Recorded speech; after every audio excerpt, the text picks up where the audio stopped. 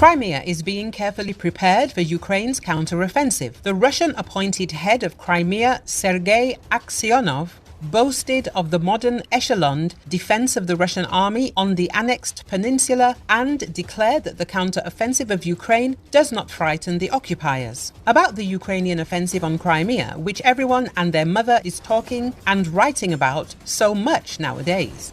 You cannot underestimate the enemy, but you can definitely say that we are ready for this and there will be no catastrophe.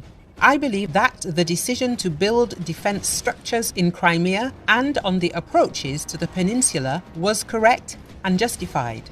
This does not mean that they will necessarily be used for their intended purpose. We were obliged to prepare for any development of events, and we did it, he said. According to Aksyonov, the armed forces of the Russian Federation built a modern, deeply echeloned defense. A lot has been done and continues to be done to provide the Russian military with everything necessary. The forces are more than enough, said the Kremlin-backed head of occupied Crimea.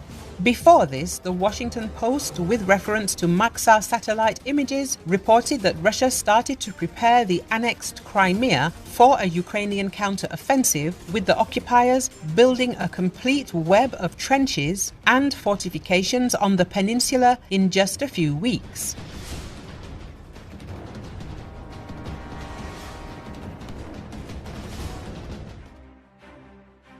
Denmark to transfer 100 Leopard 1 tanks to Ukraine.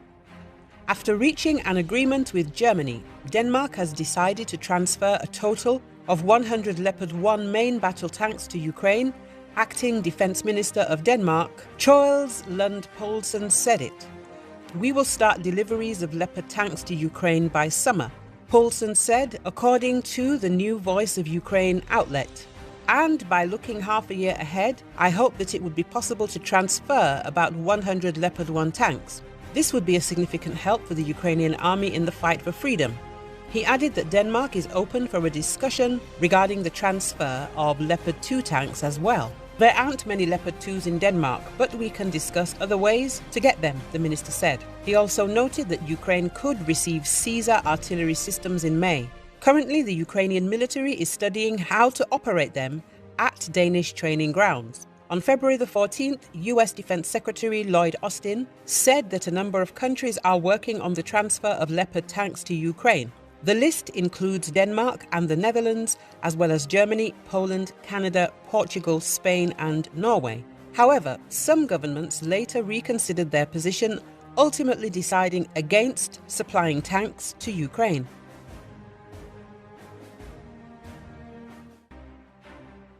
Germany sends Ukraine more engineering vehicles, trucks, drones, ammunition.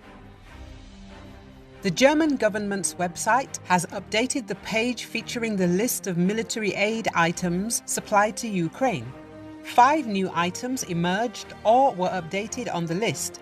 These are the following: 4 DAX armored engineering vehicles, previously 3, 60 Zetros trucks, previously 52, 42 mobile antenna mast systems, previously 34, 32 reconnaissance drones, previously 26, 83,520 rounds of 40mm ammunition, previously 60,000.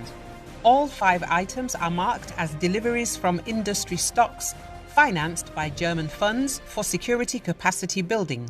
The DAX is an armoured engineering vehicle based on the Leopard 1 tank chassis. Previously, Germany supplied 3 of those. The Mercedes-Benz Zetros is an off-road truck for extreme operations. Germany has been among the leaders in providing financial, humanitarian, and military aid to Ukraine.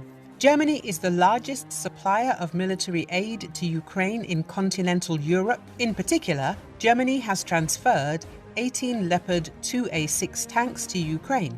Besides, Germany urged Russia to stop planting mines in Ukrainian agricultural fields. I call on Russia to finally stop its ruthless and widespread use of landmines on agricultural land in Ukraine. German Foreign Minister Annalena Baerbock said, Ukraine is one of the world's top agricultural producers and a major exporter. More than a year into the war with Russia, about 40% of its land area must now be searched and cleared of landmines and explosives, according to the government. Russia may supply Iran with fuel from ballistic missiles. China and Russia are in advanced secret talks with Iran to replenish the Islamic Republic's supply of a key chemical compound used to propel ballistic missiles. Diplomats familiar with the matter say a move that would mark a clear violation of United Nations sanctions and possibly help Moscow replenish its depleted stock of rockets.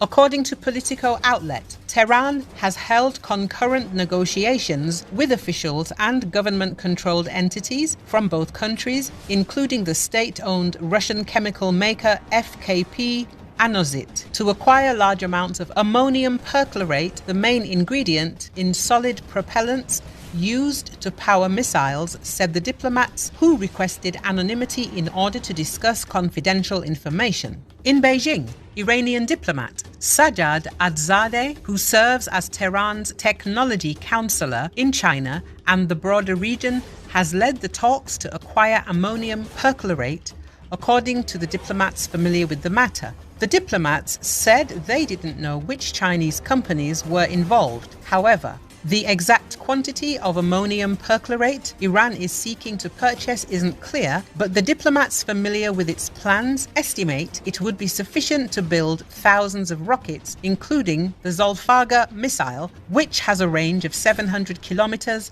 and has been used by both Iran and its proxies in the Middle East in recent years. If the deal goes through, some of those rockets could end up being deployed against Ukraine, the diplomats said.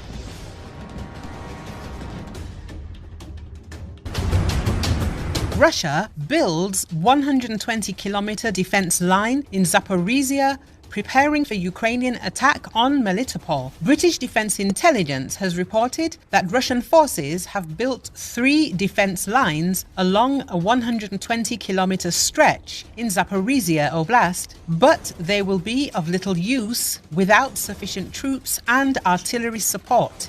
Over recent weeks, Russia has continued to develop extensive linear defenses in Zaporizhia Oblast in Ukraine's south. The area is highly likely the responsibility of Russia's southern grouping of forces. The UK Ministry of Defence states Russia has now completed 3 layers of defensive zones across approximately 120 kilometers of this sector. These consist of a front line of forward combat positions and then 2 zones of nearly continuous, more elaborate defences. Each zone is approximately 10 to 20 kilometers behind the one in front. Russia has probably put significant effort into these defensive works because it is convinced Ukraine is considering an assault towards the city of Melitopol. The defences have the potential to be formidable obstacles, but their utility almost entirely depends on them being supported by sufficient artillery and personnel. It remains unclear if the southern grouping of forces can currently muster these resources. UK Defence Intelligence noted in a previous report the UK Ministry of Defence predicted that Russian air assault forces would be more involved in offensive operations in Ukraine.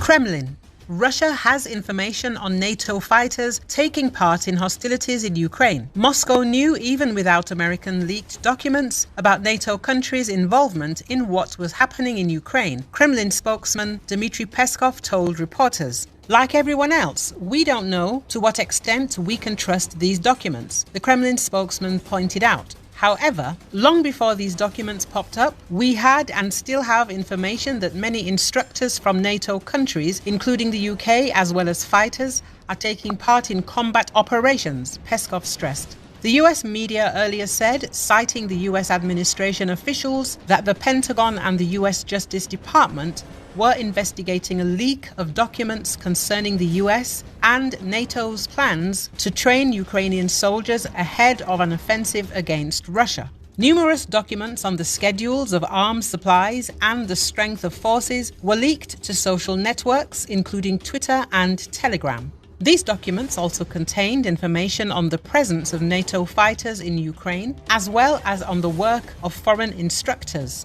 One of the classified US military documents leaked online shows the presence of 97 NATO Special Forces operators in Ukraine as of March 1st, 2023, of which 50 were British. The Guardian outlet reported it had seen 2 files dated late February and early March that listed 50 British special operatives as being active in Ukraine. The US had 14 special operatives in the country and France another 15.